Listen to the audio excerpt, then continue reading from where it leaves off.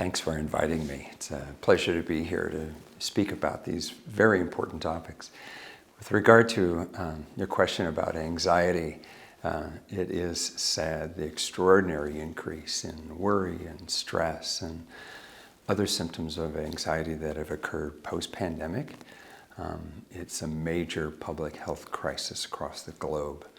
Last year, I had the opportunity to speak with individuals from New Zealand and some other countries, and I was surprised and saddened to see how the anxiety problems were global in nature, particularly among middle school children and adolescents, those who had strong relationships with peers and with family members as they went into the pandemic, but coming out of the pandemic, many of those relationships were hard to reestablish.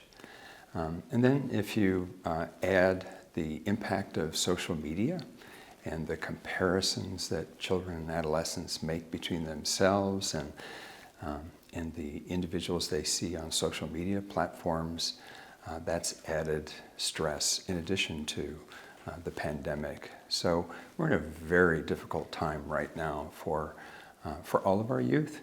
And it's important for all of us to take extra efforts to try to improve the worry and the stress that children are feeling.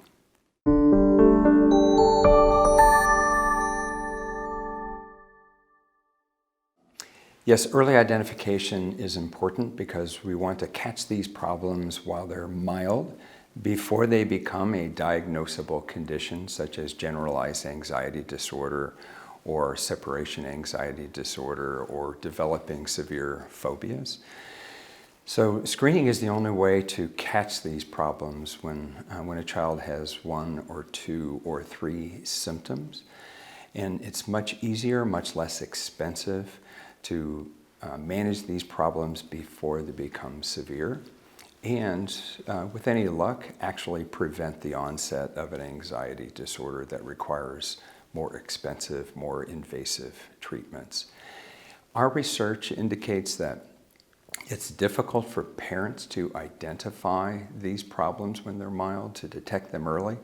It's equally difficult for teachers and other adults in a child's life to do this, which is one of the reasons, just like healthcare and just like medicine, it's important to use formal measures that have some evidence of reliability and validity to identify problems early, particularly using self-report measures, because oftentimes children and youth keep these problems to themselves and they do not share them with adults in their life. So this is why screening is so important.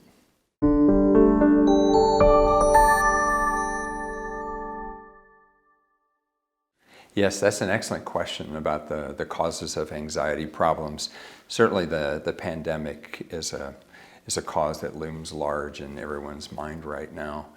Social media can exacerbate anxiety problems, especially when youth are making, as I mentioned previously, comparisons between themselves and others on social media platforms. Other potential causes that we should think about are differences between gender identities. One of the findings that we've had over many decades, and other individuals have had similar findings, are cross-cultural similarities in trends in worry and stress associated with a female gender identity and a male gender identity. And the two seem to differentiate at about age 11 or 12 years of age. It's quite remarkable. I know in the Americas and in Spain, we've seen very similar results where girls start to worry considerably more beginning at about that age. There's also evidence of family resemblance for anxiety problems, so the causes can be many, but the interventions or the treatments are very similar, regardless of the cause.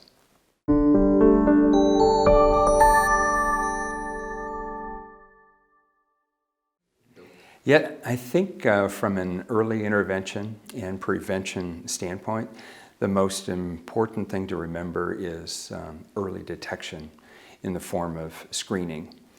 And traditionally, we've not done a great job in many societies of identifying problems before they become severe. And this is just starting to happen, where we're doing more screening in schools and pediatric practices for anxiety, for depression, in the case of adults, for substance abuse, for example. So I'm very pleased to see that, but much more needs to be done to deploy screening measures on a much wider scale to catch these problems. As I mentioned previously, it's difficult to catch these problems informally by just observing children. We need to formally screen for anxiety problems, such as early indications of stress and worry, in order to deploy prevention strategies.